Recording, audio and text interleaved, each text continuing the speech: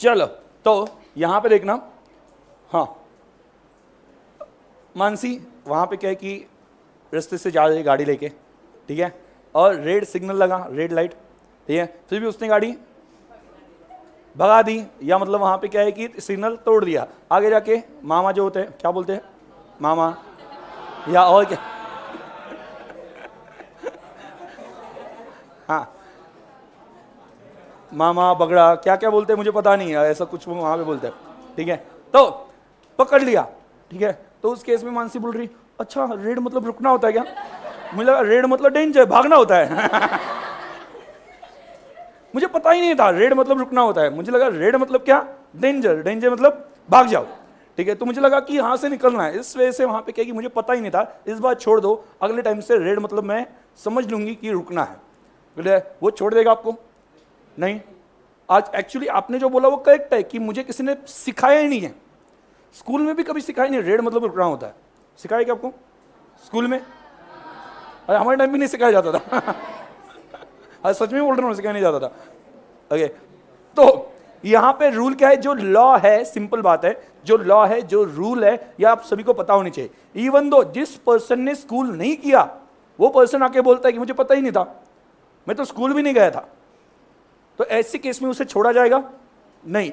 In short illiterate person हो तो उसको भी कानून पता होना चाहिए। सो ऐसा कैसे, सिर्फ उसे कैसे पता चलेगा जो इलिटरेट है, उसे कैसे पता चलेगा, तो उसी के लिए तो लॉयर्स है, उसी के लिए तो सीए है, उसी के लिए सीएस है।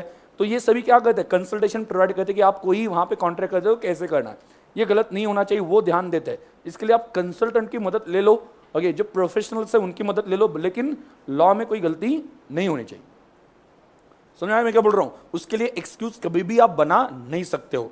तो यहां पे ये जो है वो रूल्स एंड रेगुलेशंस दिए हैं जिसे आप कभी भी इग्नोर नहीं कर सकते।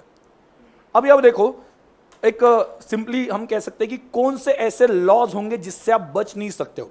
एक बार देखो, कॉन्ट्रैक्ट जो है, कॉन्ट्रैक्ट एक ज्यादा सीरियस नेचर का नहीं है। मतलब जैसे कि फॉर एग्जांपल मैंने कॉन्ट्रैक्ट तोड़ दिया, मैंने जो प्रॉमिस की थी वो प्रॉमिस तोड़ दी, मैंने आपको गुड सप्लाई करने का प्रॉमिस दिया था, कॉन्ट्रैक्ट किया था, हमारे बीच में कॉन्ट्रैक्ट था, मैंने गुड सप्लाई नहीं किए, तो आप क्या बोल सकते हो, ठीक है आपने गुड सप्लाई नहीं किया, मैं किसी और से ले लूंगा। आपको बड़ा नुकसान है क्या इससे, हाँ या ना, बड़ा नुकसान है नहीं। एक थोड़ा सा बेसिक समझ लो, बाद में हम वहां पे क्या कि एक्चुअल कंसेप्ट पे आ जाते।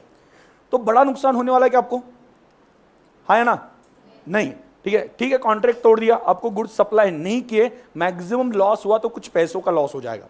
बट जहां पे क्रिमिनल लॉ है, क्रिमिनल लॉ में वहां पे जो नुकसान होता है वो नुकसान हमेशा क्या होता है, बहुत बड़ा नुकसान होता है, उससे शायद से रिकवर किया ना जाए। तो जैसे कि फॉर एग्जांपल किसी का मर्डर कर दिया, क्लियर, तो ये डेफिनेटली सीरियस किस्म का हम कह सकते हैं कि कुछ वहां पे अपने लॉ ब्रेक किया। तो उसमें जो आप एक्टिविटी करते हो लॉ के अगेंस्ट, वो शायद से ऐसे हो सकते हैं bailable and non bailable. Bail पता है आपको, आपने कहां पे सुना ये वर्ड, हिंदी मूवी में पढ़ा होगा ना, बेल दी, ओके, तो इसका मतलब बेलेबल मतलब क्या, जिससे माफ किया जा सकता है, ठीक है, एंड नॉन बेलेबल मतलब क्या, जिससे बिल्कुल भी माफ नहीं किया जा सकता।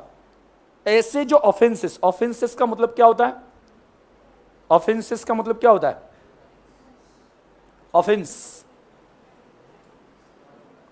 क्या, गुनाह, ओके, या गलतियां, ओके, इसे हम क्या बोल सकते हैं, ऑफेंसेस। ओके, तो ऑफेंसेस में कैटेगरी, ये जो लॉ हम पढ़ने वाले ना, इसमें जो गलती होती है ना वो उतनी सीरियस किस्म की नहीं है, पहली बात समझ लो। हम पढ़ने वाले बिजनेस लॉ, अगर मैंने कॉन्ट्रैक्ट तोड़ दिया तो नुकसान किसका होने वाला है, ज्यादा से ज्यादा पैसों का, या कभी कभी नुकसान होगा भी नहीं। मतलब जैसे कि फॉर एग्जांपल अगर आप किसी के पास से गुड्स परचेस करने के लिए एडवांस देते हो, वो बोलता है कि आज शाम तक गुड्स डिलीवर कर दूंगा, और शाम को उसका फोन आ गया, उसने बोल दिया कि नहीं मैं गुड्स सप्लाई नहीं कर सकता, आप उसके ऊपर केस करोगे, आप क्या बोलोगे, ठीक है मैं किसी और के पास जाऊंगा, मिल जाएंगे गुड्स, कोई प्रॉब्लम नहीं है, ठीक है, तो उसके लिए केस करने की क्या जरूरत है। मतलब ये जो हम पढ़ने वाले ना ऑफेंसेस, वो इतने सीरियस किस्म के नहीं है, टेंशन ज्यादा लेना नहीं है। और आपके कॉन्ट्रैक्ट में रूल्स क्या होंगे, पहला ऑप्शन आपको दिया है, आप डिसाइड कर लो। मतलब हम कॉन्ट्रैक्ट बनाते ना, तो हमें ज्यादा पता है कि ये कॉन्ट्रैक्ट कौन से नेचर का है, इसके लिए कौन से रूल्स एंड रेगुलेशंस होने चाहिए। और आपने नहीं डिसाइड किए तो वहां पे लॉ ने कुछ बताए होंगे रूल्स, वो अप्लाई हो जाएंगे। मतलब जैसे for example sale of goods act बोलता है, एग्जांपल बोल रहा हूं, मुझे दिमाग में आपके कुछ सेट करना है, कुछ बेसिक प्रिंसिपल्स डालने हैं। ताकि आगे कंफ्यूजन ना हो। जैसे कि फॉर एग्जांपल आपके दिमाग में ऐसा हो सकता है कि मैं कभी बोलूंगा ये कॉन्ट्रैक्ट जो है वो तोड़ दिया, बट सामने वाले पर्सन के पास ऑप्शन है। ऑप्शन क्या है? वेवर। वेवर का मतलब क्या होता है? छोड़ देना, माफ कर देना। ऐसा ऑप्शन क्रिमिनल लॉ में हो सकता है क्या? नहीं हो सकता। समझा मैं क्या बोल रहा हूं? तो मैं आपको इस लॉ के लिए, ये जो टाइप का बिजनेस लॉ है ना, उसके लिए कुछ बेस क्रिएट करूंगा आपके दिमाग में, ताकि आपके दिमाग में बार बार वही क्वेश्चंस ना आए। सुना गया? जैसे कि सेल ऑफ गुड्स एक्ट में, सेल ऑफ गुड्स एक्ट में बोला गया है कि गुड्स की डिलीवरी ये किसकी रिस्पॉन्सिबिलिटी? आपको क्या लगता है किसकी रिस्पॉन्सिबिलिटी है? गुड्स की डिलीवरी सेलर की रिस्पॉन्सिबिलिटी है या बायर की? सेलर की है। मतलब सेलर ने आपके घर पे गुड्स लाके देना चाहिए। हाँ सर, हाँ। तो क्या एक्चुअली लॉ कहता है, वही तो बात है, यही तो मैं आपको समझाना चाहता हूं। लॉ कहता है डिलीवरी जो है वो बायर की रिस्पॉन्सिबिलिटी, ये सेलर की रिस्पॉन्सिबिलिटी नहीं है। तो सर वो जो घर पे गुड्स डिलीवर करते हैं, कैश ऑन डिलीवरी हो गया, वो सेलर ने खुद अपनी रिस्पॉन्सिबिलिटी एक्सेप्ट की कि आपको घर पे गुड्स पहुंचा ही जाएंगे। अगर सेलर ने खुद रिस्पॉन्सिबिलिटी एक्सेप्ट ना की हो तो आपको सेलर के पास से गुड्स कलेक्ट करने पड़ते हैं, ऐसा लॉ बोलता है। तो पहले आपने क्या करना चाहिए? जब कॉन्ट्रैक्ट बनता है तो ये डिसाइड करना चाहिए आपस में, क्या क्या डिसाइड करना चाहिए कि डिलीवरी की रिस्पॉन्सिबिलिटी किसकी होगी, सेलर की या बायर की। और अगर डिसाइड नहीं किया तो बायर की। लॉ क्या बोल रहे हैं? बायर की। मतलब समझ में आ रहा है? लॉ यहां पे सेकेंडरी रोल प्ले करता है। ये कौन सा लॉ है? बिजनेस लॉ है, जहां पे कंपल्शन जो है वो कम है। आपको बोला है आप आपका कॉन्ट्रैक्ट डिसाइड करो, आपको कैसे परफॉर्म करना है। मतलब ऑब्वियस बात है, एक लॉ बनाया गया है, उसमें सभी कॉन्ट्रैक्ट कैसे बनेंगे वो बताया थोड़ी ना जा सकता है। तो आप डिसाइड कर लो कैसे कॉन्ट्रैक्ट होना चाहिए, और आप अगर डिसाइड नहीं करते हो तो हमारे रूल्स अप्लाई हो जाएंगे। तो ये जो तीनों हम पढ़ने वाले, कौन सा? कॉन्ट्रैक्ट एक्ट, दूसरा sale of goods act, and तीसरा कौन सा? Partnership act. इसमें पहला ऑप्शन किसके पास है? पार्टीज के पास है। किस बात के लिए? आप आपके टर्म्स एंड कंडीशन डिसाइड कर लो। जो कॉन्ट्रैक्ट में टर्म्स एंड कंडीशन है आप डिसाइड कर लो, और अगर आप डिसाइड नहीं कर पाते हो तो लॉ एप्लीकेबल है। ओके, जैसे कि फॉर एग्जांपल आपने एग्रीमेंट, पार्टनरशिप बनाई एक पर्सन के साथ, पार्टनरशिप बनाई। तो पार्टनरशिप बनाने के बाद में दो पार्टनर्स है। अभी दोनों पार्टनर्स के राइट्स क्या होंगे ये डिसाइड नहीं किया आपने। एक्चुअली डिसाइड कर सकते थे, ऐसा आप डिसाइड कर सकते थे कि जो बिजनेस में डिसीजंस है वो एक ही पार्टनर लेगा, दूसरा पार्टनर नहीं लेगा, ऐसा डिसाइड कर सकते थे। आप आपके टर्म्स एंड कंडीशन डिसाइड कर लो, लेकिन आपने डिसाइड नहीं किए। तो लॉ क्या कहता है? दोनों को इक्वल राइट्स होंगे। मतलब लॉ ये कहता है कि कल जाके आप उनके पास गुड्स परचेस करने गए, यहां पे नीचे समझो कि स्टेशनरी का शॉप है, वो पार्टनरशिप में है, ऐसा मान के चलो, ठीक है। तो स्टेशनरी शॉप पे चले गए, और स्टेशनरी शॉप पे चले गए तो वहां पे आप पूछते हो कि पेन कितने का है, तो बोलता है 5 रुपए का है। तो आप कहते हो कि ठीक है ये 5 रुपए ले लो और मुझे पेन दे दो। वो कहता है कि नहीं, मुझे पार्टनर को फोन करके पूछना पड़ेगा पेन बेचू या नहीं बेचू। ओके, पेन बेचू या नहीं बेचू ये मुझे पार्टनर को पूछना पड़ेगा। क्लियर? तो अभी आप देखो आपके बीच में कुछ भी डिसाइड नहीं है। लॉ क्या कहता है कि हर पार्टनर को कुछ इंप्लाइड अथॉरिटीज होंगी। इंप्लाइड मतलब क्या? जो लॉ ने बताए है, लॉ ने सभी के ऊपर वहां पे क्या कह सकते हैं कि कुछ राइट्स वहां पे हर पार्टनर को दिए। वो राइट्स कहते हैं कि हर पार्टनर को रेगुलर बिजनेस डिसीजंस लेने का हक होगा, राइट्स होंगे। तो रेगुलर बिजनेस डिसीजन कौन से? गुड्स बेचना, खरीदना, इसके लिए दूसरे पार्टनर को पूछने की जरूरत नहीं है, ऐसा लॉ कहता है। मतलब पहला यहां पे भी ऑप्शन किसके पास आ गया? आप डिसाइड कर लो।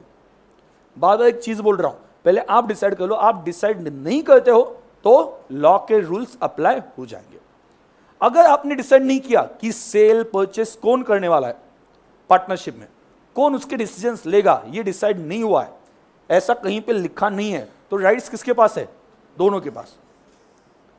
समझ आ गया? तो यहां पे बार बार एक चीज बोल रहा हूं कि यहां पे लॉ का काम जो आता है वो सेकेंडरी आता है, गाइडेंस देने का काम होता है। रूल से ज्यादा क्या? गाइडेंस देने का काम ज्यादा है।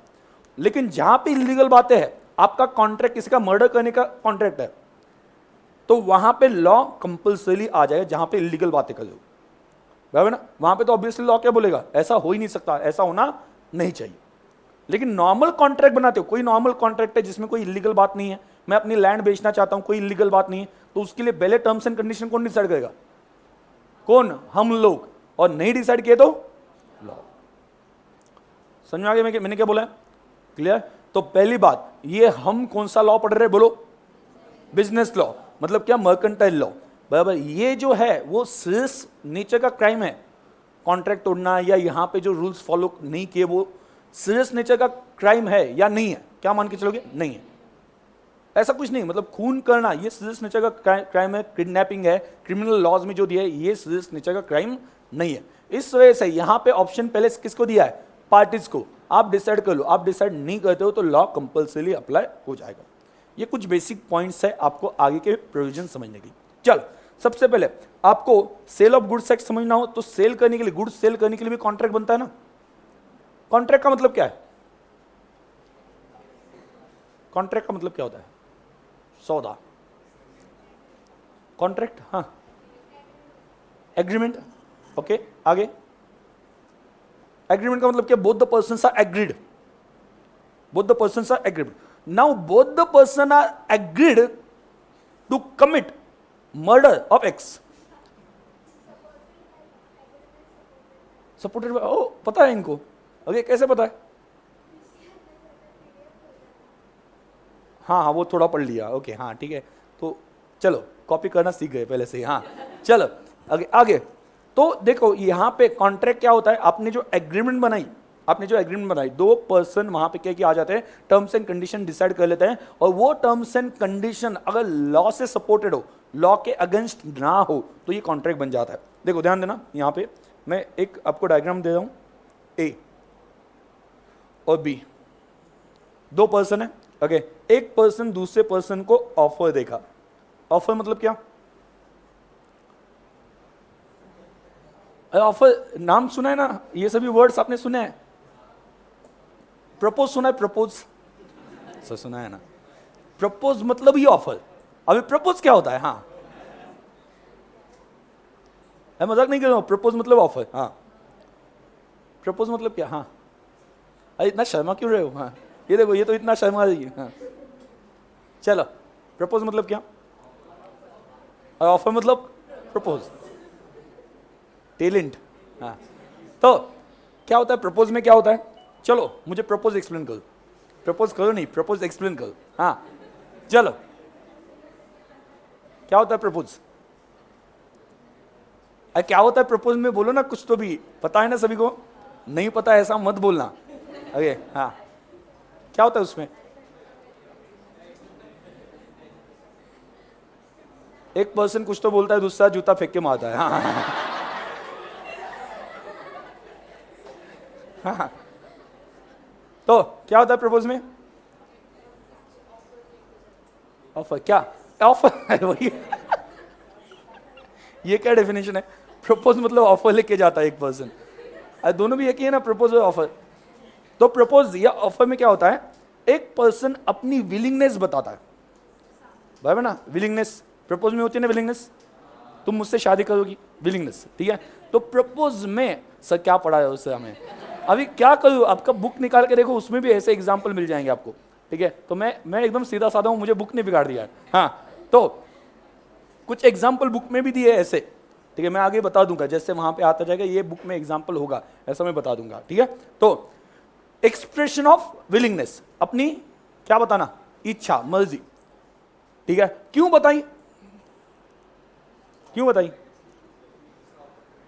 दूसरा एक्सेप्ट करे, परफेक्ट, ठीक है। Expression of willingness with intention to receive acceptance on it, experience. Okay, तो एक्सप्रेशन ऑफ, बोलो, विलिंगनेस, अपनी इच्छा बताना ताकि सामने वाला एक्सेप्ट कर ले, ये होता है ऑफर या ये होता है प्रपोजल, ठीक है। तो कल जाके प्रपोज करोगे किसी को तो पहले डेफिनेशन बता देना। ओके, क्या बोलो?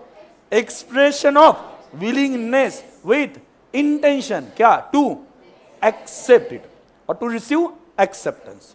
क्लियर? तो ऑफर मतलब क्या? बोलो बोलो, फिर से याद आया ना? क्या सही, ये याद रहेगा। हाँ, expression of willingness with intention to receive acceptance on it. मैंने इस इंटेंशन से विलिंगनेस बताई ताकि सामने वाला एक्सेप्ट करे। मतलब ये वाला एग्जांपल जो है, अभी मुझे पता नहीं रिसेंट बुक में दिया है कि नहीं दिया, बट पहले वाले सीपीटी की बुक में तो पक्का था। ठीक है। अभी रिसेंट बुक में ये एग्जाम्पल चेंज किया या नहीं किया मुझे पता नहीं, ठीक है, बट ये एग्जाम्पल वहां पे था कि एक लड़का लड़की को बोलता है बैटरी लो, ऐसा नहीं बोलता है। हाँ।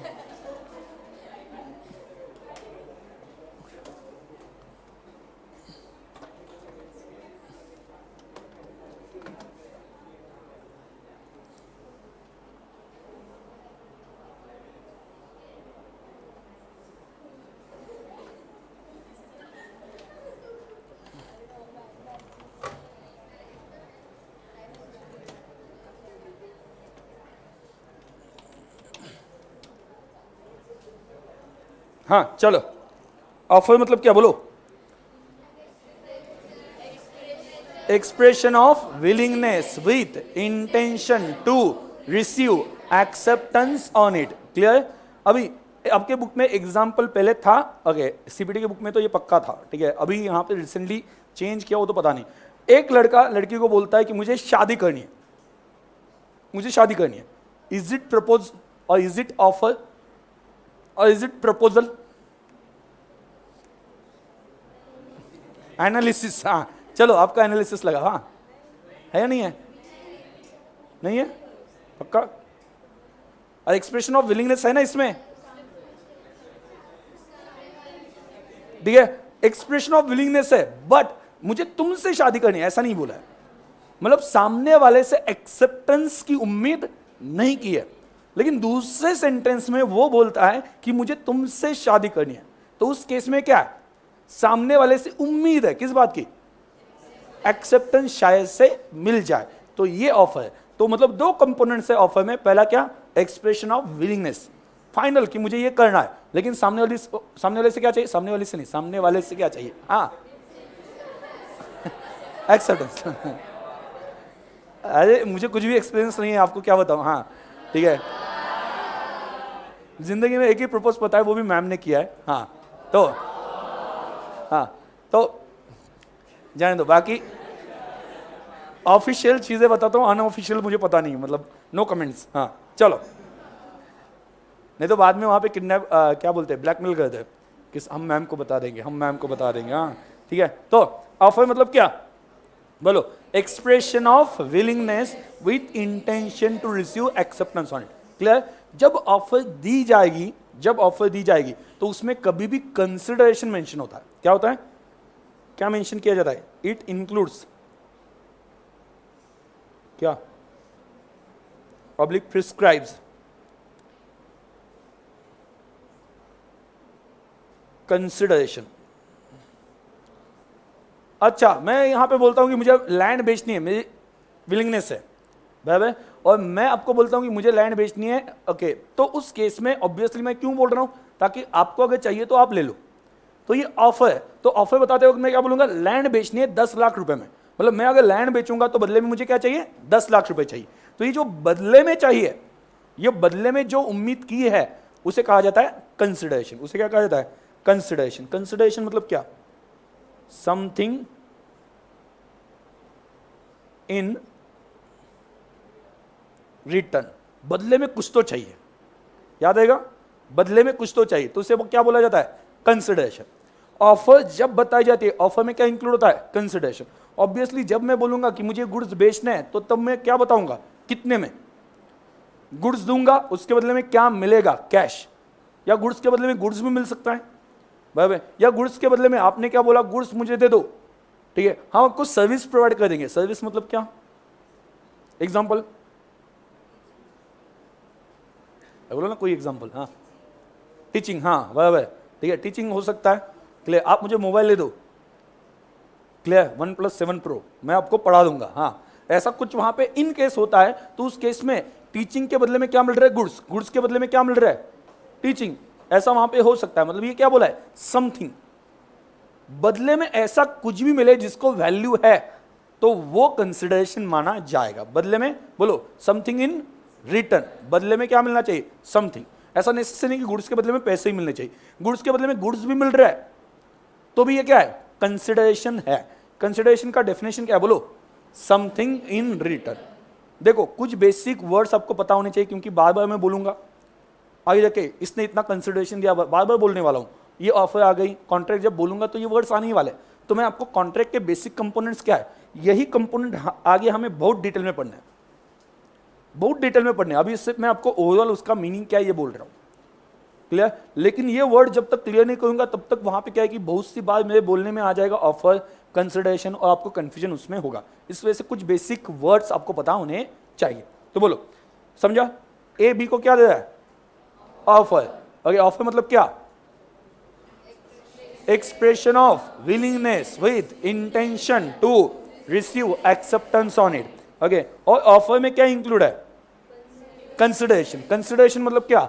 Something in return. कोई डाउट है इसमें? ओके, चलो आगे बी के पास, बी को हमने ऑफर बता दी, आगे बी का काम क्या होगा? एक्सेप्ट करना डायरेक्टली, जबरदस्ती। हाँ, वो सोचेगा और उससे अगर ठीक लगता है तो वो क्या करेगा? एक्सेप्टेंस। सो नॉट नेसेसरी कि एक्सेप्टेंस मिलेगा ही, बट अगर हम मान के चलते हैं बी ने क्या दिया? एक्सेप्टेंस। बी को ऑफर बोलेगी, बी ने बोला इश तो हो सकता है मतलब एक्सेप्टेंस दे दिया। अभी एक्सेप्टेंस जो है, ध्यान देना, एक्सेप्टेंस ये कैसे हो सकता है? वर्ड्स में हो सकता है या बिहेवियर से भी हो सकता है। याद रखना, एक्सेप्टेंस देना नॉट नेसेसरी कि वर्ड्स में हो, बिहेवियर में भी हो सकता है। आपने शायद से, मुझे याद नहीं कौन सा मूवी था वो, बट उस मूवी में ऐसा कुछ था कि अगर तुम्हें मेरा प्रपोजल अच्छा लगा तो तुम रेड कलर का ड्रेस पहन के आ जाओ या रेड कलर का रोज लेके आ जाओ, ऐसा कोई कहीं पे था। कहाँ पे था वो? बॉडीगार्ड में था क्या? कौन सी मूवी में था? हाँ ठीक है, मुझे याद नहीं आ रहा कौन सी मूवी है, ठीक है, क्योंकि बीच में ये सभी एग्जाम्पल, मुझे सभी बहुत सारे मूवी के सीन्स आ जाएंगे एक्सप्लेन करते वक्त, वो ऑटोमेटिकली आ जाएंगे। बहुत सारे मूवी के सीन्स में एक्सप्लेन करने वाला हूँ, ठीक है। तो उस वक्त मुझे, मतलब बीच में लगभग लॉ पढ़ाने में मेरे 1.5 साल का गैप था, ठीक है। मैंने लॉ पहले लगभग 2008 से मैं पढ़ा रहा हूँ लॉ, 2008, ठीक है। बीच में 1.5 साल नहीं पढ़ा था, तो कंसेप्ट कुछ चेंज नहीं हुआ है, कंसेप्ट कुछ भूला नहीं हूँ, बट वो मूवीज के नाम वगैरह होते ना, ठीक है, वो थोड़े से वहाँ पे क्या कि याद नहीं आएंगे शायद से, ठीक है। तो चलो, लेकिन मैं एक्सप्लेन कर दूंगा उस मूवी में क्या हुआ था, ठीक है। स्टोरी सुननी है ना, अच्छा लगता है ना मूवी की स्टोरी सुनना, तो ऐसे हंसी मजाक में पढ़ते जाएंगे, आपका लॉ वहाँ पे कब खत्म हो गया पता नहीं चलेगा, क्लियर। तो यहाँ पे ध्यान देना, तो वहाँ पे क्या क्या ऐसा कुछ वहाँ पे होता है कि वो जो एक्टर है, या मतलब कि हीरो जो है, वो प्रपोज करता है, वो बोलता है कि अगर तुम्हें ये प्रपोजल एक्सेप्टेड हो तो तुम रेड कलर की ड्रेस या रोज लेके गार्डन में आ जाना। ये कौन सी मूवी में था मुझे पता नहीं, बट मूवी में किसी तो देखा है, ठीक है। अगर वो गार्डन में रेड कलर का ड्रेस पहन के आती है, क्या मानेंगे? एक्सेप्टेंस, हाँ ठीक है। तो ये एक्सेप्टेंस कैसे हो गया? वर्ड से या बिहेवियर से? या उसने कपड़े पे लाल कलर में लिखा हुआ है यस, हाँ हाँ हाँ हाँ, ओके, तो कुछ भी नहीं, वहां पे उसने रेड ड्रेस पहना मतलब हाँ बोल दिया, ये माना जाएगा, ठीक है। तो जैसे कि यहाँ पे ऐसा कहाँ पे हो सकता है? Acceptance by behaviour. बिहेवियर जैसे कि फॉर एग्जांपल आप ट्रेन में जा रहे हो, ट्रेन में से सामने से पर्सन चिल्लाता है एक चाय चाय चाय चाय चाय चाय, वो रखा होता है ना चाय उसमें, ठीक है। आपने डायरेक्टली चाय के कप उठा लिया और पी लिया, कुछ बोला भी नहीं आपने, डायरेक्टली कप उठा लिया, ठीक है। तो इससे मतलब क्या बनता है? वो ऑफर दे रहा था। अच्छा, उसने ऐसा बोला था क्या, ए चाय मैं बेच रहा हूं, किसी को लेना है क्या, ले लो ले लो ले लो, ऐसा कुछ बोला है उसने? वो सिर्फ बोल रहा है चाय। आपको उसका बिहेवियर देख के क्या लग रहा है? बेचना चाहता है। उसने ऑफर नहीं दिए। वर्ड्स में ऑफर देना मतलब क्लियरली बोलना कि मैं चाय बेचना चाहता हूं, किसी को चाय चाहिए तो ले लो, 10 रुपए की एक चाय है। ये अगर उसने बोला तो उसने ऑफर कैसे कम्युनिकेट की है? वर्ड्स से। लेकिन वो सिर्फ क्या चल रहा है? चाय। तो आपको वो चाय बेच रहा है, कैसे लगा? बिहेवियर से, बराबर। मतलब ऑफर भी बिहेवियर से हो सकती है, ठीक है। और आपने चाय उठा लिया उसमें से, तो वो क्या मान लेगा सामने वाला कि आपने एक्सेप्ट कर लिया, बराबर। आप पीएमटी, मतलब कितने लोग पीएमटी में ट्रैवल करते हो? बहुत सारे होंगे, बराबर। तो पीएमटी आती है तो डायरेक्टली घुस जाते हो अंदर, हाँ है ना।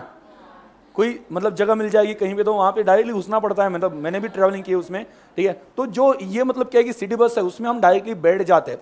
तो आप जो डायरेक्टली बैठ जाते हो ना, ये भी क्या है? Okay, it is what we can say acceptance by behaviour, आप कंडक्टर से बात कर लेते हो पहले, ये कंडक्टर बाजू में आ जा, हाँ बात करनी तुझसे, हजरत उसे बाजू में बुलाते हो, हजरत आ जा बाजू में, हाँ ठीक है, तो बाजू में बुलाते हो उसे नहीं, डायरेक्टली क्या है वहां पे क्या है कि एक बस दिखी, आपको पता होता है ये बस वहां पे जाने वाली, डायरेक्टली घुस गए, समझ में आ गया। मतलब यहां पे क्या हो गया, एक्सेप्टेंस कैसे हो गया, बाय बिहेवियर, एक्सेप्टेंस कैसे हो गया, बाय बिहेवियर।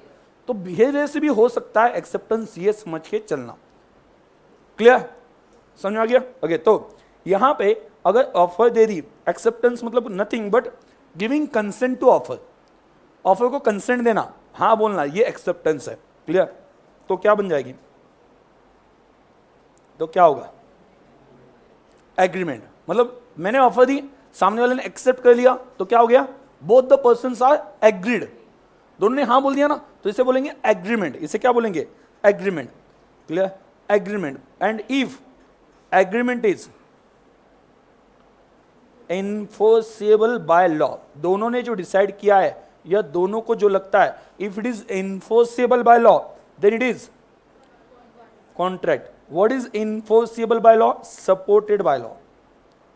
अगर आपने जो डिसाइड किया ना, इसे लॉ का सपोर्ट हो, मतलब इन शॉर्ट लॉ के खिलाफ कुछ नहीं करे, कानून के खिलाफ कुछ नहीं करे, मतलब आपने जो एग्रीमेंट बेची, सॉरी एग्रीमेंट जो बनाई, उसमें कोई भी इलीगल बात नहीं, किसी का मर्डर नहीं है, किडनैपिंग नहीं, कुछ भी नहीं है, लैंड बेचनी है, मुझे अपनी खुद की लैंड बेचनी है, सामने वाले से पैसे लेने, कुछ इलीगल है इसमें नहीं है, तो लॉ का सपोर्ट मिलेगा, हाँ मिलेगा, कोई प्रॉब्लम नहीं। इसके लिए मुझे किसके पास सपोर्ट है या नहीं मांगने के लिए जाना पड़ता है क्या, नहीं, सिंपली इलीगल कुछ भी नहीं, मतलब लॉ से सपोर्ट है, आपने इलीगल कुछ नहीं किया, मतलब आपके एग्रीमेंट को लॉ का सपोर्ट है। और इमीडिएटली ऐसा कुछ नहीं कि मतलब स्टूडेंट को ये लगता है एग्रीमेंट होने के बाद में लॉ का सपोर्ट मिलने के लिए कितना टाइम लगता है, ऐसा कुछ नहीं। अगर आपने कुछ भी इलीगल नहीं किया तो लॉ का सपोर्ट है, और लॉ का सपोर्ट है मतलब वो कॉन्ट्रैक्ट है इमीडिएटली, कुछ वहां पे क्या है कि ऐसा टाइम स्पैन उसमें उसके बीच में होता है, ऐसा कुछ नहीं। अभी ये क्या है sir, support bye law, supported by law, ठीक है, सपोर्टेड बाय लॉ क्या है, ठीक है, लॉ का सपोर्ट मतलब क्या। अभी यहां पे ध्यान देना, मैं एक एग्जांपल लेके चलता हूं, यहां तक कोई डाउट है, सपोर्टेड बाय लॉ अभी मैं समझाने वाला हूं और डिटेल में। ऑफर समझा, एक्सप्रेशन ऑफ व्हाट, बोलो एक्सप्रेशन ऑफ, आवाज आना चाहिए, expression of willingness with intention to receive what, acceptance on it, ये ऑफर। ऑफर में क्या इंक्लूड होगा, कंसिडरेशन, कंसिडरेशन मतलब क्या, समथिंग इन रिटर्न, ठीक है। बाद में सामने वाला पर्सन क्या करेगा, सोचेगा, और उसे पसंद आता है तो एक्सेप्टेंस। अगर ऑफर को एक्सेप्टेंस मिल गई तो क्या बन गया, एग्रीमेंट।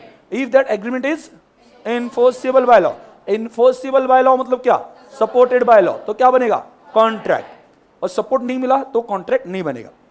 मतलब जैसे कि एक एग्जांपल मैं आपको बता देता हूं, ठीक है, कि आपने ये मूवी देखा है कि जीत मूवी, जीत सनी देओल, हाँ अरे हंसने वाली बात क्या है, हाँ ठीक है, सोचना पड़ता है, हाँ सनी देओल, हाँ तो सनी देओल और सलमान खान, ओके, इनका एक मूवी है, पता है जीत, सलमान खान उसमें, करिश्मा कपूर है, नहीं ठीक है, हाँ ठीक है, चलो स्टोरी बताता हूँ, हाँ तो थोड़ा सा स्टोरी सुन लो। सनी देओल जो है, ठीक है, मैं सनी बुलाऊंगा सिर्फ, ओके हाँ, आप देओल समझ लेना, हाँ तो सनी जो है नहीं देओल ही बोल रहा हूँ, हाँ सनी देओल जो है, ओके, वो वहां पे एक भाई दिखाया, वहां पे गुंडा दिखाया, गुंडा मतलब प्रॉपर्ली वो क्या करता है, सुपारी लेके मर्डर कर देना, मतलब सुपरमैन नहीं, सुपारी मैन, क्लियर। तो क्या करना, पैसे लेना और वहां पे मर्डर या किसी का घर खाली करवा के देना, ये सभी काम करता है। और उसी बीच में उसकी मुलाकात होती है करिश्मा कपूर से, ठीक है। तो जैसे ही वो प्यार में गिरता है तो उससे वहां पे क्या कि एक अच्छा इंसान बनना, उसे ऐसा लगता है कि मैं अच्छा इंसान बन जाऊं, अभी मेरे जीने के लिए कोई वजह है, ठीक है, तो उसके लिए मैं अच्छा बन के दिखाऊंगा। तो वो सभी जो इलीगल चीज़ है वो छोड़ देता है और अच्छे वहां पे क्या कि एक अच्छा इंसान बन जाता है, क्लियर। जब करिश्मा कपूर के पापा को पता चलता है, क्या पता चलता है कि ये ऐसे किसी से प्यार करे जो खतरनाक वाला गुंडा है, तो पापा हार्ट अटैक आने वाली एक्टिंग करते हैं, और हार्ट अटैक की एक्टिंग में वो करिश्मा से प्रॉमिस लेते हैं, ठीक है, कि मैं जो बताऊंगा या मैं जिससे बताऊंगा उससे तुम्हें शादी करनी पड़ेगी। तो इमोशनल ड्रामा आप समझ सकते हो बॉलीवुड मूवी में कैसे इमोशनल ड्रामा होता है। तो उसी इमोशनल ड्रामा के बीच में करिश्मा कपूर जो है वो पापा को प्रॉमिस देती है कि उन्होंने जो बताया, जिसके साथ बताया उससे शादी कर लेंगे, ठीक है। तो शादी किससे करवाई जाती है, सलमान खान, वो भी खुश। हाँ, तो सलमान खान से शादी हो जाती है और अभी आप देखो सनी देओल का क्या हो गया होगा, क्या हो गया होगा? जिसके लिए अच्छा इंसान वो बना था, ठीक है, वही नहीं है, वही वजह नहीं है, तो अच्छा इंसान बन के क्या फायदा? तो इस वजह से फिर से वो अपनी तलवार वगैरह निकाल लेता है। हाँ, ठीक है, और फिर से वो गुंडा या भाई बन जाता है। अभी अगे बीच इन बिटवीन ऐसा दिखाया, इन बिटवीन ऐसा दिखाया कि सलमान खान जो है वो अमरीश पुरी जो विलन है, अमरीश पुरी के एक बिजनेस में कुछ इंटरफेयर करता है। उसे पता चलता है सलमान खान को कि ये कुछ इलीगल काम कर रहा है, ठीक है। तो अमरीश पुरी को क्या होता है, उससे थ्रेट मतलब क्या, डर रहता है कि ये कुछ जाके बोलेगा किसी को। इस वजह से अमरीश पुरी सन्नी देओल को सुपारी देता है कि सलमान खान को मार दो। समझा गया? अभी ट्रायंगल कैसे क्रिएट हो गया? समझा यहां तक? कोई कंफ्यूजन नहीं? Concept clear? हाँ, ओके। तो हाँ, तो अभी यहां पे क्या हो गया, अमरीश पुरी ने सुपारी दे दी, पैसे किसको दे दिए? पैसे किसको दे दिए? सनी देओल को। मे भी कितने, 5 लाख 10 लाख जो भी दिए होंगे, ठीक है। वो बोला कि उसका मर्डर कर दो। अभी आप देखो अमरीश पुरी और क्या सनी देओल, इनके बीच में ऑफर हो गई, एक्सप्रेशन ऑफ विलिंगनेस, हाँ है ना, मार दो उसे, ठीक है, with intention to acceptance on it. हाँ, उसके बदले में कंसिडरेशन 10 लाख वो भी डिसाइडेड है, बराबर ना। सनी देओल ने एक्सेप्ट भी किया, बराबर ना। ऑफर हो गई, एक्सेप्टेंस हो गया, कंसिडरेशन हो गया, क्या बन गई है? एग्रीमेंट। क्लियर? अभी जब सनी देओल जो है वो उससे मारने जाता है, मुझे बहुत प्रिकॉशन लेके बोलना पड़ता है, हाँ, तो जब वो मारने जाता है किसको? सलमान खान को। उसके घर पे जाता है, आज उसे मार ही देगा, ठीक है। तो घर पे जाके वो देखता है कि वहां पे फोटो होती है, किसकी? करिश्मा कपूर और सलमान। वो एक सच्चा आशिक दिखाया, याद रखना, सच्चा आशिक, ठीक है। मतलब दूसरा कोई होता है अभी तो और मारूंगा मैं, हाँ, ठीक है, ऐसा नहीं। वो क्या कहता है, मैंने जिससे प्यार किया उसको मैं दुख नहीं दे सकता, उसका संसार उसका सुहाग कैसे मैं उजाड़ सकता हूं, ठीक है, ऐसा उसके दिमाग में आता है। ये जीत मूवी में एक्चुअली दिखाया जो मैं बोल रहा हूं, ठीक है। इस वजह से वो क्या कहता है, ठीक है, ना मैं मारूंगा ना मैं मारने दूंगा, ठीक है। मतलब करिश्मा कपूर को किसी वजह से दिक्कत नहीं आनी चाहिए, इस वजह से वो अमरीश पुरी को जाके बोलता है, ठीक है, मैं तो नहीं मारूंगा और कोई वहां पे मारने के लिए जाएगा तो उसको भी पिटूंगा मैं। अभी अमरीश पुरी कोर्ट में जाना चाहता है, एग्रीमेंट हो गई ना, एग्रीमेंट हो गई, कोर्ट में जाना चाहता है, 10 लाख रुपए दिए, 10 लाख रुपए दिए, कोर्ट में जाना चाहता है। कोर्ट में जाके बोलता है कि माय लॉर्ड, यही जो आदमी इसने 10 लाख रुपए की लिए लेकिन खून नहीं किया, हमारी एग्रीमेंट थी इसी बीच में, ठीक है। तो कोर्ट की तरफ से क्या कहा जाएगा? कोर्ट की तरफ से क्या कहा जाएगा? क्या? इन दोनों को पकड़ो, डालो अंदर कोई बचना नहीं चाहिए। तो यहां पे कोर्ट की तरफ से क्या कहा जाएगा? ये कॉन्ट्रैक्ट नहीं था, इट वॉज नॉट बाइंडिंग, क्योंकि इसको लॉ का सपोर्ट पहले से था ही नहीं, तो ये कॉन्ट्रैक्ट नहीं था। और कॉन्ट्रैक्ट नहीं तो किसी के ऊपर कोई बाइंडिंग प्रोमिस नहीं है। जब तक वो कॉन्ट्रैक्ट नहीं बनता है तब तक कोई ऑब्लिगेशन में नहीं है कि ऐसा करना ही पड़ेगा। दूसरी बात, वो जो 10 लाख देते उसका क्या? कोर्ट ऐसा बोलेगा क्या कि नहीं तुमने खून नहीं किया तो 10 लाख वापस कर दो? नहीं, मतलब 10 लाख भी क्या हो गए? गए। मतलब यहां पे एक रूल और एक अप्लाई बन जाता है। अगर आप इलीगल कॉन्ट्रैक्ट करते हो या इलीगल है तो उससे रिलेटेड जो पेमेंट हुआ है या जो लेन देन हुई है उसके लिए भी आप केस नहीं कर सकते, मुझे वापस कर दो। इलीगल में सब कुछ क्या होता है? वॉइड। वॉइड का मतलब क्या है? ये वर्ड याद रखना, बहुत बार आने वाला है। वॉइड मतलब जिसका कोई इफेक्ट ही नहीं, नल, जिसको कोई भी इफेक्ट नहीं, नल एंड वॉइड मतलब क्या? जिसको कोई भी इफेक्ट नहीं है उसे हम क्या बोलेंगे? वॉइड। समझना है मैं क्या बोल रहा हूं? ये क्या था? वॉइड, पहले से इसको कोई इफेक्ट नहीं था, ना ये एग्रीमेंट माना जाएगा ना कॉन्ट्रैक्ट, कुछ भी नहीं है। मतलब लॉ के हिसाब से इसको कोई भी इफेक्ट नहीं, इसमें जो ट्रांजैक्शन होता है ना इसको भी कोई इफेक्ट माना नहीं जाएगा। क्लियर? तो चलो जाते जाते वहां पे मुझे फिर से बताओ, पहला क्या है? हम कौन सा लॉ पढ़ रहे हैं? मर्केंटाइल मतलब बिजनेस, बराबर। उसमें कौन कौन से चैप्टर्स आने वाले ये मैंने आपको सब बता दिया। उसमें से कॉन्ट्रैक्ट हम स्टार्ट करने वाले, because contract is based for all other laws, ठीक है। तो उसमें सबसे पहले मैंने क्या बताया? ए बी को क्या देता है? ऑफर। ऑफर का मतलब क्या है? Expression of willingness with intention to receive acceptance on it. याद हो गया अच्छे से? उसमें क्या इंक्लूड होता है? कंसिडरेशन मतलब क्या? समथिंग इन रिटर्न, ठीक है। तो बी उसके ऊपर सोचेगा और क्या देगा? एक्सेप्टेंस। जब ऑफर को एक्सेप्टेंस मिलती है तो क्या होगा? एग्रीमेंट। एग्रीमेंट को क्या चाहिए? इन्फोर्सिबिलिटी या enforceable by law. Enforceable by law का मतलब क्या है? Supported by law. तो क्या बनेगा? कॉन्ट्रैक्ट। अगर सपोर्ट नहीं होगा if not supported by law तो क्या बनेगा, वॉइड। वर्ड याद रखना, वॉइड। इसे मैं डिटेल में एक्सप्लेन करूंगा, डोंट वरी। अभी मैं प्राइमरीली आपको बोल रहा हूं कि ये वर्ड्स होते हैं, क्योंकि अभी ऑब्वियस है ये लॉ पढ़ाना है तो मुझे ये बार बार वर्ड्स यूज करने पड़ेंगे। आपको बेसिक आइडिया तो होनी चाहिए उस वर्ड का मीनिंग क्या है, समझा। आज जो वर्ड्स बताए ऑब्वियसली अगर ऑफर बहुत डिटेल में पढ़नी है हमें, बहुत डिटेल में मतलब क्या, उसके ऊपर 2 पेजेस रूल्स है या उसके बाद में 2 पेजेस का डायरेक्शन है। कंसिडरेशन के लिए भी लगभग 1.5-2 पेजेस का डायरेक्शन है, वो हमें डिटेल में पढ़ना है। बट सबसे पहला अपना काम क्या है, कंसिडरेशन मतलब होता क्या है वो तो समझ ले, बाद में इन्फोर्सिबल है या नहीं उसके लिए 4-5 पेजेस के डिटेल दिया है।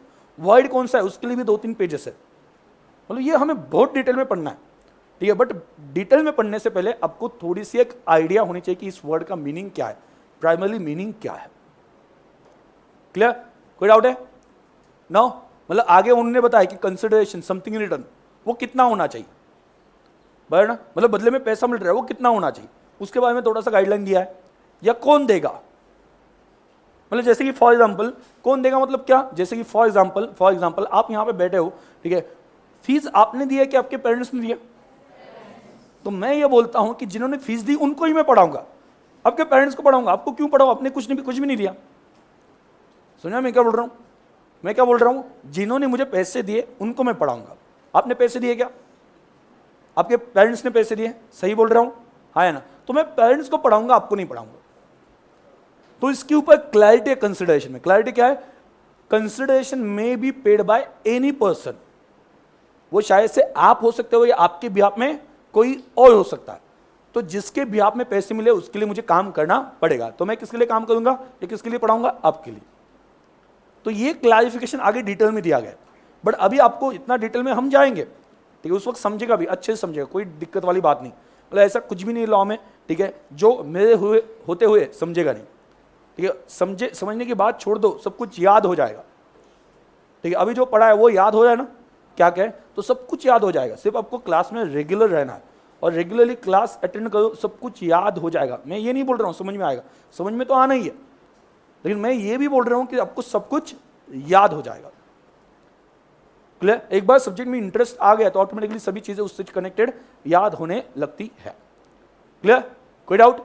नो, ठीक है। तो अभी अगला लेक्चर स्टार्ट हो जाएगा, बाहर मत जाओ, इमीडिएटली लेक्चर स्टार्ट होने वाला है। क्लियर।